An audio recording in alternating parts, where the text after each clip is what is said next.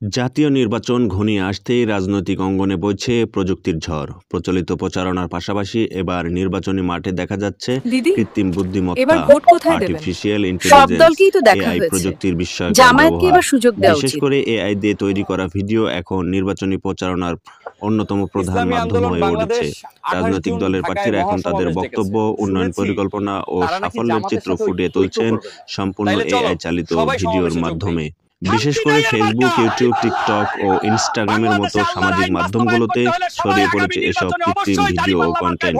কোনোটি বাস্তব ভিডিওর মতোই নিখুঁত, আবার কোনোটি সম্পূর্ণরূপে এআই দিয়ে তৈরি, যেখানে ব্যাকগ্রাউন্ড, ভিজুয়াল এফেক্ট এবং কথোপকথন সবই অ্যানিমেটেড বা ভার্চুয়াল।